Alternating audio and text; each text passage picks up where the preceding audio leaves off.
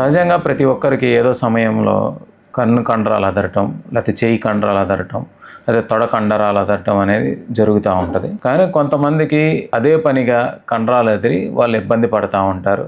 ఇదేమన్నా ప్రమాద సూచిక అని ప్రశ్న వేస్తూ ఉంటారండి. ఈ కండరాలు అదరటాన్ని మనం మజిల్ ట్విచ్చింగ్స్ అంటాం.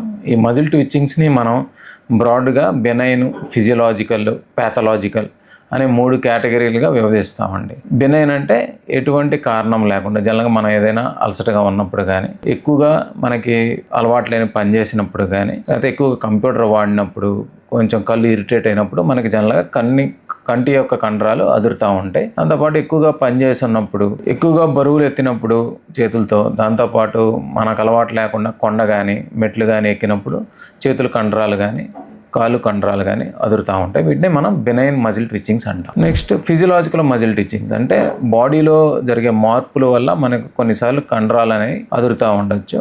దానికి కారణం మనకి థైరాయిడ్ ప్రాబ్లం ఉన్నా, వీటితో పాటు ఎక్కువగా కాల్షియం కానీ, మెగ్నీషియం కానీ, విటమిన్ డి, విటమిన్ బి12 లోపం ఉన్నప్పుడు కూడా మనకి కండరాలు అనేవి అదురుతూ ఉంటాయి. ఇక మూడోది నరాలకు సంబంధించిన రుగ్మతల్లో కూడా మనకి కండరాలు అనేవి అదురుతాయండి. వీటిలో మొట్టమొదటిది మనకి హెమీఫేషియల్ స్పాజం, అంటే మనం ప్రమేయం లేకుండానే కంటి యొక్క రెప్ప అదురుతూ ఉంటుంది. కొన్నిసార్లు కంటి రెప్ప అనేది మూతపడతా ఉంటుంది, కంప్లీట్గా మూసుకుపోవటం అనేది జరుగుతుంది. ఎర్లీగా ఉన్నప్పుడు కంటి వరకే ఉంటుంది, ఆ తర్వాత మూతి కూడా పీకుతూ ఉంటుంది. దీన్నే మనం హెమీఫేషియల్ స్పాజం అంటాం.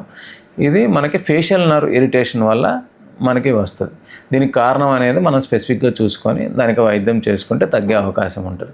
రెండోది motor neuron disorder or amyotrophic lateral sclerosis అనే ఒక జబ్బులో కూడా మనకి యొక్క కండరాలు అనేవి అదురుతూ ఉంటాయి. దీని యొక్క ఫీచర్ ఏంటంటే పదే ఎక్కువగా షోల్డర్ మజిల్స్ అదురుతూ ఉంటాయి. కొంతమందికి తొడ భాగాలు కూడా అదరచ్చు, కొంతమందికి ఫోర్ ఆర్మ్స్ కండరాలు కూడా అదురుతాయి. దాంతోపాటు చేతి యొక్క కండరాల యొక్క బలం తగ్గటం, వాటితో పాటు అవి ఎట్రోఫీ అంటే సన్నబట్టం అనేది జరుగుతూ ఉంటుంది. దీన్ని మనం motor neuron disease or amyotrophic lateral sclerosis అంటాం. దీంతోపాటు కొన్ని కండరాల జబ్బులు అంటే గ్లూకోజ్ మెటబాలిజంలో కానీ, ఫ్యాట్ మెటబాలిజంలో కానీ ఏమన్నా అబ్నార్మాలిటీ ఉంటే కనుక మనకి కండరాలు అనేవి అదురుతూ ఉంటాయి. ఎస్పెషల్లీ వీళ్ళకి రెస్ట్లో పెద్దగా ఇబ్బంది ఉండదు, కానీ ఎక్కువ దూరం నడిచినప్పుడు కానీ, లేకపోతే ఒకేసారి ఎక్కువ దూరం పరిగెత్తినప్పుడు కానీ ఈ ఫ్యాట్ మెటబాలిజం, గ్లూకోజ్ మెటబాలిక్ డిసార్డర్స్లో మనకి కండరాలు అదురుతూ ఉంటాయి. దాంతోపాటు కండరాలు పిక్కలు గట్టిగా పట్టి నొప్పి కూడా వీళ్ళకి వస్తూ ఉంటుందండి. కొన్ని రకాల రోగనిరోధక ఇబ్బందుల్లో నరాల ఇరిటేషన్ వల్ల కూడా మనకి కండరాలు అదురుతాయండి. దీంతోపాటు వాళ్ళకి ఎక్కువగా దాహం అవటం, వెయిట్ లాస్ అవ్వటం అనేది కూడా జరుగుతూ ఉంటుంది. సో కండరాలు అదరటం అనేది సింపుల్ బెనైన్ కాజ్, అంటే ఎటువంటి కారణం లేకుండా కొన్ని ఫిజియలాజికల్ కాజెస్, కొన్ని నరాల జబ్బుల్లో కూడా కండరాలు అదురుతాయి. స్పెసిఫిక్గా మనం ఏంటనేది చూసుకొని ట్రీట్మెంట్ తీసుకోవాలండి. Thank you.